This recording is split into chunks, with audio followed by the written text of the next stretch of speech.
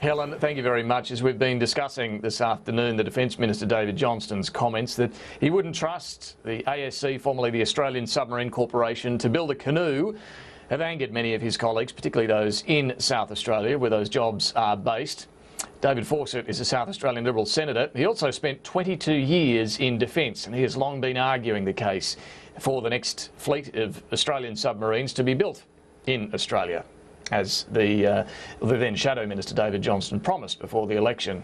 Senator Fawcett joins me now. Thank you for your time. Pleasure. What was your reaction when you heard what the Minister had said about ASC? Well, clearly the comment wasn't helpful. He recognised that. He came in today and apologised. I think the more important and the substantive... Did he apologise?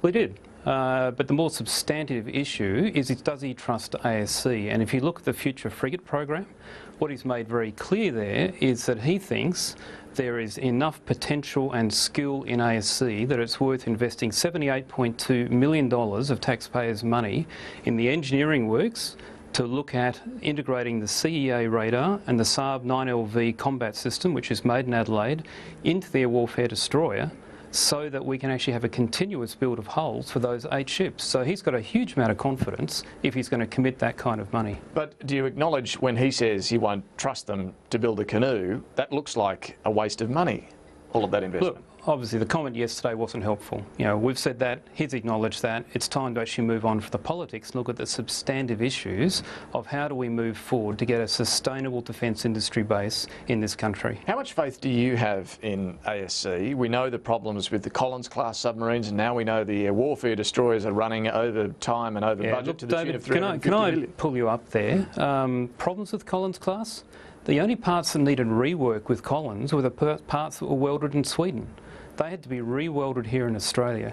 Yes, there were some design flaws, but the actual manufacturing was first class and still has been. At the moment, they're at the point with the Collins where they are cutting those hulls in half so they can do maintenance and re-welding the hulls, which is essentially back to your submarine building standard of welding and construction work. So where is this sentiment coming from, that we have a problem with ASC? Well, in terms of AWD, we do have a problem. Even the AMWU have admitted that during their evidence to the Senate inquiry, and certainly the Winter White report has highlighted it. The fact that I think people need to remember in the media, in the public and on both sides of politics is that if we want a long-term industry in Australia, we need to recognise there's a learning curve. Okay, the Virginia-class submarine that everyone loves to talk about if they want to criticise a diesel-electric sub, $1 billion over budget in its first 2 boats.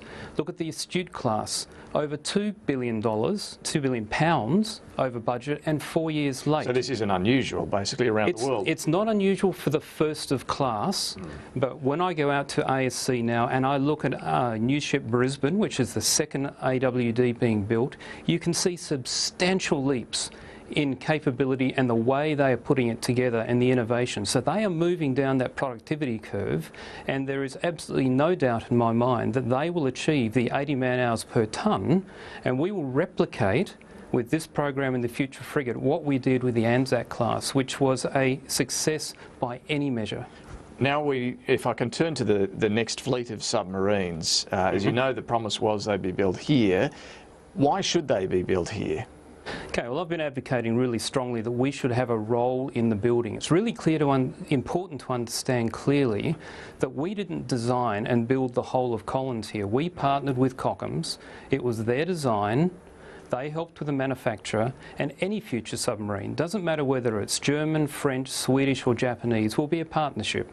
But what is important is that in that partnership we get the balance of work right, so that by the end of the build process we own, or at least have unencumbered access to all the IP that we need to maintain it, which is not just changing the oil and tightening bolts. We're talking about a deep understanding of the design engineering, and that means would we get that if we bought them from Japan?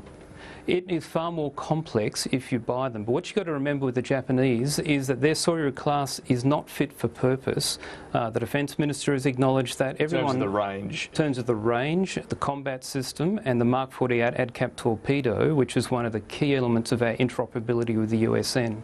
So it doesn't matter who we buy from, who we partner with, it will be a new design or an evolved design, and that opens up great opportunity for our engineers, our manufacturing workers, and for our supply chains to be deeply involved in the final design and build, which puts us in the position we need to be to actually maintain it in a seaworthy fashion through its life of type. So in simple terms, if we were to buy submarines offshore, be it Japan or Germany or somewhere else, what should we be buying? Is it simply the hull? Is it the engineering and combat system needs to be designed here, or can we buy something more sophisticated than that? Look, it's not so much a case, I think, of identifying just a particular part. It's a case of saying, how do we best do the systems integration, and how do we have the skills to do what we're doing with Collins at the moment, which is cutting it apart, doing the work to refurbish, putting it back together. So there are some parts, for example, engines. You know, there's no way we're going to set up a production line here in Australia for 12 large electric motors. We will buy those from overseas. So there are some parts that clearly it is logical to buy from overseas. We've always done that. We're doing that with Air Warfare Destroyer. We will do that with a future submarine. Liberal Senator David Fawcett, thank you very much for joining us this afternoon. Thanks, David.